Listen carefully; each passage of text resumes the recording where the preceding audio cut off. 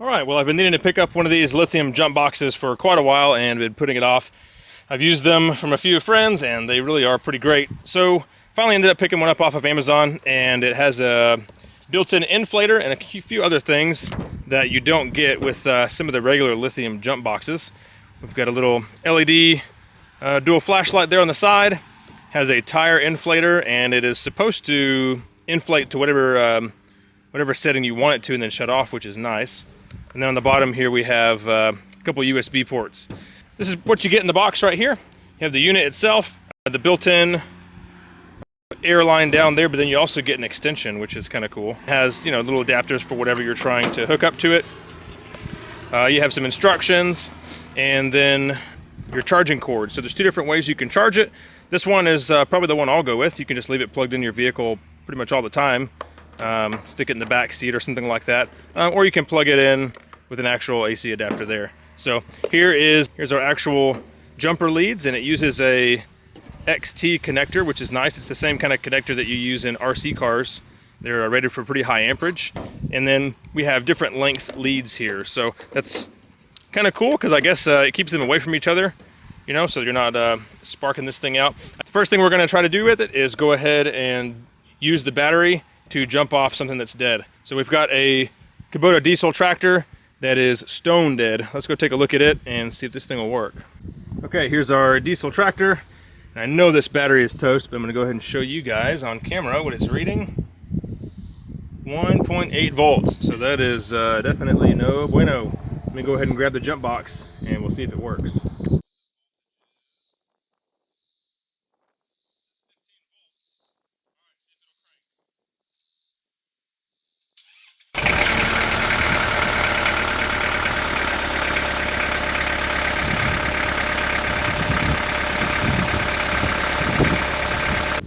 Battery still says 100% after jumping the tractor. So let's try a few more things and see if we can get that percentage to go down. All right, we've got us another dead vehicle back here in the forest. Let's go ahead and put a meter on it and see what our voltage is at.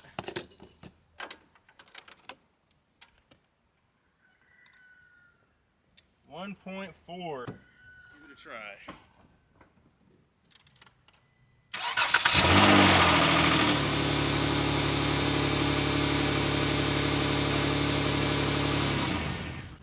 I think what we're going to do is we're going to just try to start this van over and over a few times and see how long it takes to actually make this jump box quit. So you should be able to see that.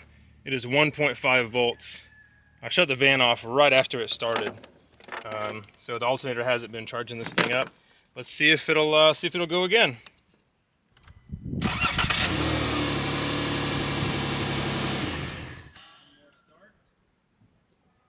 Let's check the battery voltage. Jump box, if it's gone down, still shows 75%.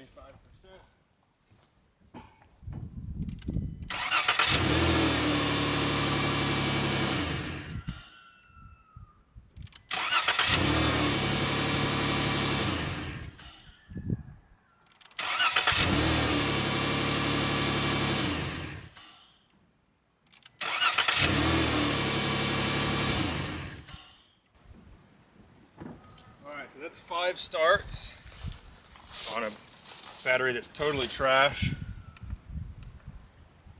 Supposedly, it looks like it says we still have 75%. Let's take one of the leads off and see. Yeah,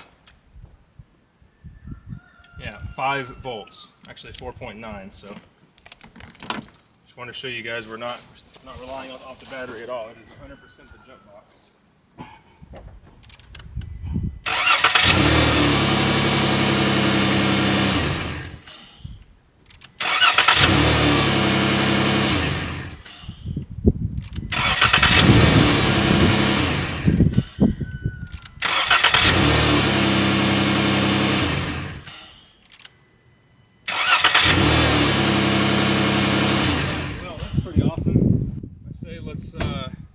Let's go up and see if we can start the tractor one more time. See what the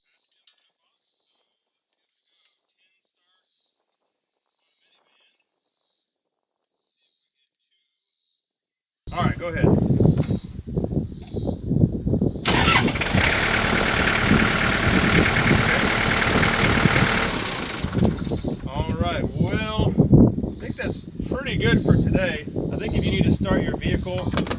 10 times and you start your tractor 2 times in one day and you still haven't bought a battery, you probably have other issues. So we're gonna move on, I think, to testing the air pump on this thing. Well, we've used the jump starter here for its main feature quite a few times, and already inflated a couple tires on my Corolla. Next up, we're gonna do some tires on my GMC Yukon. So we're gonna do 2 tires back to back. Gonna go ahead and fully deflate the rear tires by removing the valve cores, and then we're gonna see how this thing does pumping them up. We're gonna get this thing set up. I'm gonna go ahead and use the whole assembly here, just because why not? More stuff that we can test out. We'll test out the whole extension here and this little piece. I did charge the battery back up to 100 after I inflated a few tires with it. On the Corolla, I did it, let's see, 2 times. To be exact, the battery was finally down to 50% after 2 tires completely inflated from removing the valve core so they were flat, and jump starting the tractor twice and the van 10 times, I think. So let's get the valve cores out of these tires here. And I'll probably go ahead and set a timer as well so we can see how long it takes. I want to set the tires on the Yukon to 36 PSI.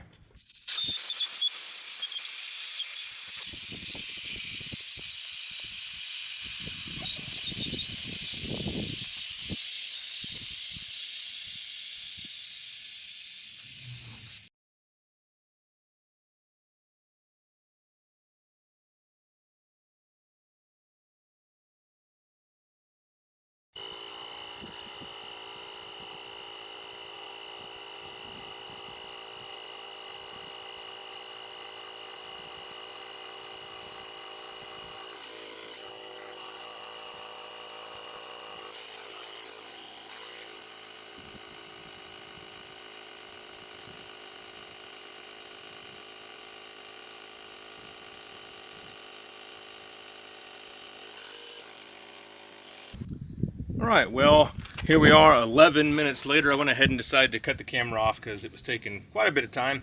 And our pump shut off right at 35 PSI. I had it set at 36. And so I came over here and tried to flip the switch to turn it back on. And I think it actually hit the over temp right under, or maybe right at our desired PSI. So right here at 35 PSI, the pump shut down. This piece right here was crazy hot, as was about this part of the machine right here. So I'm pretty sure it turned off because of over temp, not because of desired PSI. So let me go ahead and try, let's see, we'll set it up to 36 and see if it comes back on. It's been sitting for about 5 minutes. Okay, yeah, it does. So I'm pretty sure we hit our over temp right at 35 PSI and 11 minutes. And on a full-size truck tire, that would do the job. We wouldn't be able to do a second one without waiting a while. And our battery's down to 75%. I went ahead and aired up the other side that I was deflating with my Milwaukee, and this one did the job in right at 9 minutes, just a little bit under. So let's go ahead and remove the hose here, and we can check, see what our pressure is actually at. This digital gauge here, 35.7. So we'll say maybe we were right at 36 PSI and the machine shut down. It just happened to also be at the over temp. So I guess that would do the job on a truck tire. Definitely would work no problem on a small vehicle tire, because I did several of those. Before we get into the wrap-up portion of this video and final thoughts, I want to let you guys know, down in the description there will be a link to the store where you can go check this thing out. They're currently doing a promotion where you can get 30% off of your purchase if you use the link, and then on top of that there's a 20% base discount right now for all of the new stuff in the JF.egwo store. So that puts this thing down to like $61 or something like that, which is pretty crazy considering what the no-code boxes cost and what you get out of this device. So with that being said, this was provided to me. I don't ever do review videos really, but this is something that I thought I could actually use and give you guys a good point of view for what it does. Well, final thoughts on the little Amazon inflator here. I think this is a good value for what you get. It is a whole lot cheaper than buying a separate tire inflator and a separate lithium jump box. And it's also the same size. So if you bought two other separate devices, which I have in the past, it's obviously going to be twice as big. You're going to have your jump box, which is probably a little bit longer than this, maybe a little bit narrower. And then the inflators are almost always this size or larger. And not cheap either. So my Milwaukee M12 tire inflator, which works pretty much the same as this, maybe a tiny bit better if you consider the speed. That cost $167 for the inflator, the battery, and the charger. If you want to just buy the unit, it's $100 by itself, and you can't even use it that way unless you already have batteries. And then something comparable like the NOCO jump box that's rated at 1,000 amps, that is also $100. So you'd be $270 before tax to do the same thing pretty much that this thing does right here. So almost half the cost, I would say. At this point, it's definitely worth it. So far, I don't think I've really found anything wrong with this device. It actually does everything that it says it would do. The only thing I'm not 100% sure about is the actual amperage here. So 3,000 amps seems pretty substantial when the brand name NOCO around this price range is only 1,000 amps. They also have a 2,000 amp version. So I'm not exactly sure. I'm a little hesitant to say exactly what this is because I don't have a way to test it.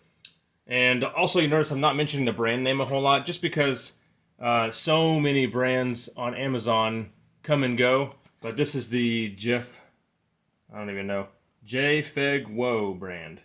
Not exactly sure how you would even say that, but it seems like the same products kind of get recycled over and over again in different forms and different brand names. This brand, for example, has several different inflators. They have one that they label as 6,000 amp, which just seems insane to me. I don't know if that's accurate or not. And there's other ones that have USB-C, different buttons and stuff like that. But really, I think they're all pretty much the same device. So that'll wrap this up. If I have any problems, I'll definitely do a follow-up video. But so far, so good. If you have any questions, put them in the comments. And I'll have a link to one of these down below with a pretty hefty coupon code. So if you're interested in picking one up, go ahead and check that description down below. Thanks for watching.